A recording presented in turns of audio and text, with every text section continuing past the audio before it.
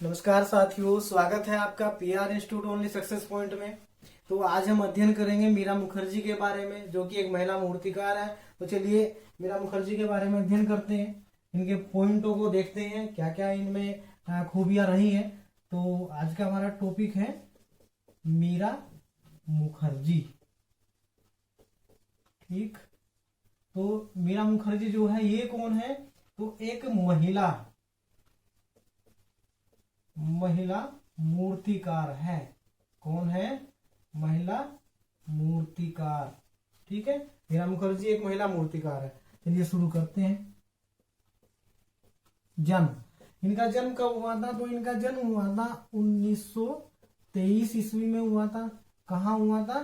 कलकत्ता में हुआ था। ठीक है, इन्होंने शिक्षा कहाँ प्राप्त की थी? तो शिक्षा जो है इन्होंने कहाँ प्राप्त की थी? Indian society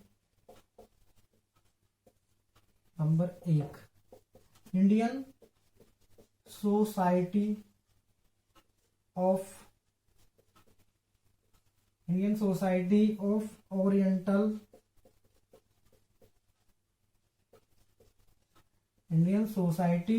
oriental arts, Kolkata, यानी कि कलकत्ता में ही जो है ये इसकी स्थापना किसने की थी? यहाँ पर मीरा मुखर्जी ने जो है अपनी शिक्षा प्राप्त की थी, पहली प्रथम शिक्षा।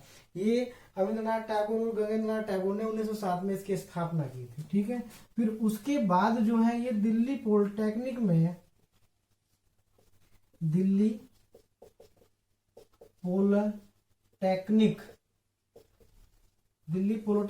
इन्होंने जो है मूर्ति शिल्प बनाना सीखा था। मूर्ति शिल्प की शिक्षा प्राप्त की थी इन्होंने। मूर्ति शिल्प की शिक्षा प्राप्त की थी। किसकी शिक्षा प्राप्त की थी? मूर्ति शिल्प की शिक्षा प्राप्त की थी। ठीक, नेक्स्ट जो है इन्होंने चेन्नई में जो है इन्होंने 2 वर्ष तक जो शिक्षा प्राप्त की थी। 2 वर्ष तक इन्होंने शिक्षा प्राप्त की। तो वहां पर जो इनके गुरु थे चेन्नई में इनके गुरु थे वैशाम स्थापति। ठीक, दूसरे जो गुरु थे इनके वो थे श्रीनिवास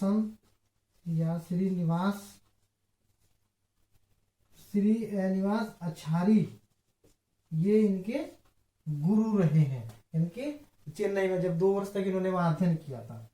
इनका जो माध्यम है, क्या रहा? इन्होंने किस माध्यम में जो मूर्ति शिल्प बनाए हैं, जो शिल्पकारी इन्होंने की है, तो कांस्य में इन्होंने जो है सबसे अधिक जो कार्य किया है, कांस्य में।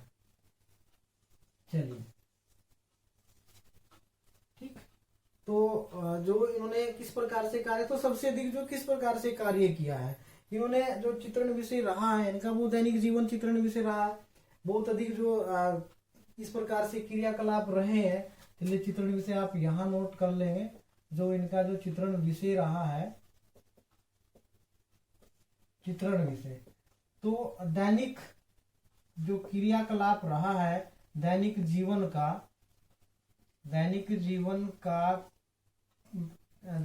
क्रियाकलाप, यानी कि दैनिक जीवन के क्रियाकलाप, दैनिक जीवन के क्रियाकलाप में मानवों का खूब चित्रण, यानी कि खूब मूर्ति शिल्प बनाए। उसके बाद जो है इन्होंने क्या, मतलब ये बस्तर चली जाती है, छत्तीसगढ़ में बस्तर जिला है, वहां पर जाती है और वहां पर जो है उनसे आदिवासियों से मिलती है, यानी कि बस्तर के आदिवासियों से मिलती है। और वहां पर एक पद्धति, डोगरा पद्धति, उसको डोगरा पद्धति या लास्ट वैक्स है, उसको लास्ट वैक्स प्रोसेस या मैक्स प्रोसेस के नाम से भी जाना जाता है। तो उस पद्धति को सीखती है और उस तकनीक को सीखने के बाद उस पद्धति का कांस्य की ढलाई में प्रयोग करती है, यानी कि कांस्य की मूर्तियां बनाने में उस पद्धति का प्रयोग करती है मीरा मुखर्जी। और इनका जो इस प्रकार से जो लास्ट वैक्स में कार्य किया है वो एक और कलाकार रहे हैं सोमनाथ होरे। जिसको सोमनाथ और कहा जाता है, उन्होंने भी अपनी जो पद्धति है वो लास्ट वैक्स में उन्होंने प्रयोग किया है इसका। तो उन्होंने भी कांसे में बहुत अधिक प्रयोग किया। तो लास्ट वैक्स होता क्या है एक प्रकार से, तो जो लास्ट वैक्स है ये एक प्रकार का ढांचा बनाया जाता है, मोम से ढांचा बनाया जाता है, फिर इसमें कांसे को पिघलाकर डाला जाता है और फिर उसमें एक मूर्ति का आकार दिया जाता है, मतलब मोम की आकृति से एक मूर्ति का आकार दिया जाता है और उसमें कांसे को पिघलाकर उसमें डाला जाता है। फिर वो फिर गर्म किया जाता है, तो वो जो मोम होता है वो पिघल कर अलग हो जाता है और कांसे की एक मूर्ति बन करके तैयार हो जाती है, तो उसको लास्ट वैक्स कहा जाता है। तो मीरा मुखर्जी जो है बस्तर के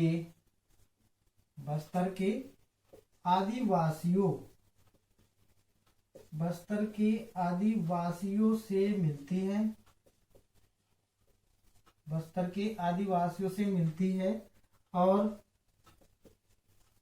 उनसे डोंगरा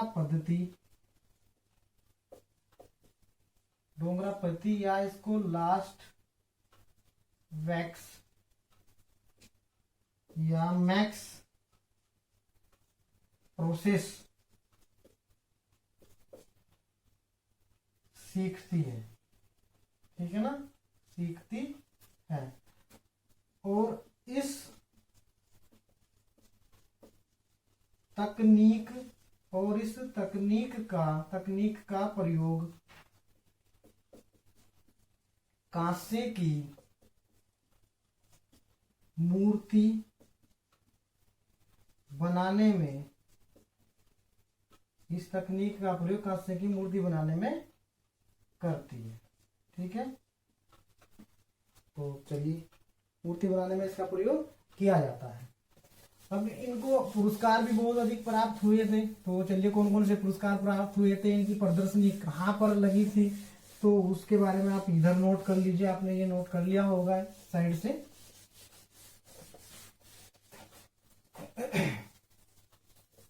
चलिए, तो इनको जो पुरस्कार प्राप्त हुए थे वो कौन कौन से हुए थे, तो पुरस्कार और वह प्रदर्शनी, ठीक है। पुरस्कार वह प्रदर्शनी जो है वो कौन से किस प्रकार से इन्हें प्राप्त, तो सबसे पहले जो है भारत सरकार से पद्म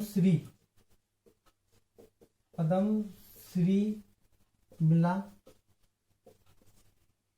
फिर शिल्पकारी में इनको जो है राष्ट्रपति पुरस्कार प्राप्त हुआ था। शिल्पकारी में राष्ट्रपति पुरस्कार मिला। फिर पश्चिम बंगाल का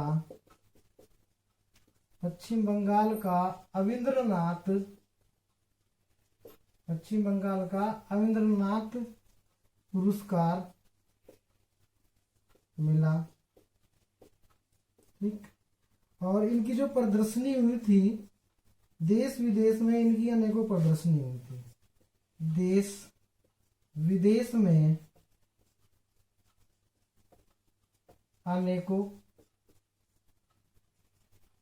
प्रदर्शनी हुई थी, यानी कि इन्होंने देश विदेश में भी अपनी बहुत सारी प्रदर्शनी की थी। चलिए, इनकी कुछ पुस्तकें हैं और इनके एक मुख्य बहुत अच्छा पॉइंट है, नोट कर लीजिए आप, उसको एग्जाम में पूछ लिया जा सकता है, बहुत इंपोर्टेंट पॉइंट है। फिर इनकी जो मूर्ति शिल्प है उनके बारे में हम अध्ययन करेंगे। आप इन सबको नोट करते हुए चलिए।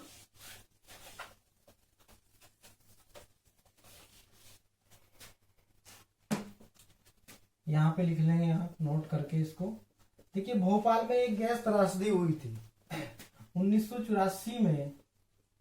1984 ईस्वी में भोपाल में एक गैस त्रासदी हुई थी। एक गैस त्रासदी हुई थी। इन्होंने उससे संबंधित, इससे संबंधित मूर्ति शिल्प बनाए थे। ठीक है, तो जो भोपाल में एक गैस त्रासदी हुई थी, यानी कि भोपाल में एक गैस प्लांट था, तो इस गैस प्लांट में एक गैस का रिसाव हो गया था, और इस गैस के रिसाव होने से वहां पर जो है बहुत से लोगों को हानि हुई थी, यानी कि उनके सीधे जीवन को हानि हुई थी। कुछ लोग मारे गए थे, कुछ बीमार हो गए थे, कुछ लोग घर छोड़कर चले गए थे। तो इस प्रकार से बहुत अच्छी भयंकर मतलब एक प्रकार की महामारी वहां पर उत्पन्न हो गई थी, ऐसी स्थिति बन गई थी भोपाल में 1984 में। कौन सी गैस थी? तो वो थी मिक। मिक के नाम से वो प्रसिद्ध थी, यानी कि मिथाइल आइसोसाइनाइड एक गैस थी, मिथाइल आइसोसाइनाइड जो थी वहां पर उस गैस प्लांट में वो गैस रिसाव हो गई थी। तो मीरा मुखर्जी ने उस इससे संबंधित, इस त्रासदी से संबंधित वहां लोगों की मूर्ति शिल्प बनाए थे कांस्य में। तो ये बहुत इंपॉर्टेंट है, ये पूछ लिया जा सकता है कि ऐसी कौन सी कलाकार है, ऐसा कौन सा मूर्तिकार है जिसने 1984 भोपाल की गैस त्रासदी का चित्रण किया था या मूर्तिकारी की थी, और किस माध्यम में की थी, कब की थी। ठीक है, अब इसको नोट कर लें। चलिए, अब इनकी कुछ प्रमुख पुस्तकें हैं, प्रमुख पुस्तकें। तो नंबर 1 ब्रांस वर्कर्स, नंबर 2 ब्रांस वेयर इन बस्तर, यानी कि बस्तर देखिए कहाँ है, बस्तर के आदिवासियों से आपने पहले नोट कर लिया, बस्तर के आदिवासियों से मिलती है और वहां पर डोगरा पद्धति सीखती है, यानी कि बस्तर जो है छत्तीसगढ़ का एक जिला है, तो वहां पर सीधा आदिवासी ही अधिक मिलते हैं। तो वहां पर जो है ये इस प्रकार से मूर्ति शिल्प बनाती है और उनके ऊपर ही एक पुस्तक का निर्माण किया जाता है। तीसरी पुस्तक है metal craftsman, metal craftsman in India. Next पुस्तक है फोक मेटल आर्टिजन्स, तो ये उनकी पुस्तकें हैं। चलिए अब थोड़ा चित्र जो उनकी मूर्ति शिल्प है उस पर अध्ययन करते हैं, उसको नोट करते हैं, इनके जो मूर्ति शिल्प है।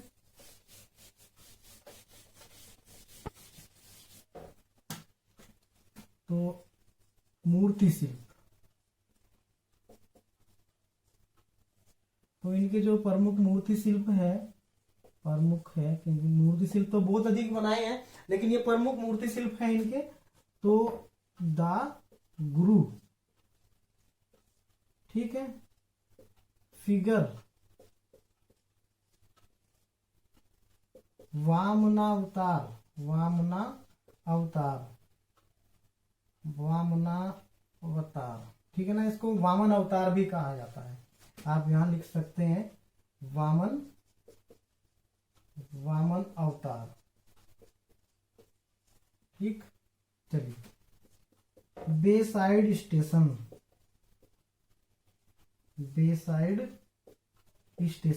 तो ये कुछ उनके मूर्ति शिल्प थे। तो इस प्रकार से जो मीरा मुखर्जी है बहुत इंपॉर्टेंट मूर्तिकार हैं। जैसे ये भी 1984 की भोपाल गैस त्रासदी बहुत ही एग्जाम पूछा जा सकता है, इनकी पुस्तक के बारे में, इनकी मूर्ति शिल्प के बारे में, इनका माध्यम क्या रहा है, इन्होंने कहाँ पर शिक्षा प्राप्त की थी। तो इसके भी एक जो ना ट्रिक बनाई गई है, एक ट्रिक के माध्यम से इनके चित्र है उसको याद कर सकते हैं हम कि मीरा के गुरु, ठीक है ना, मीरा के गुरु स्टेशन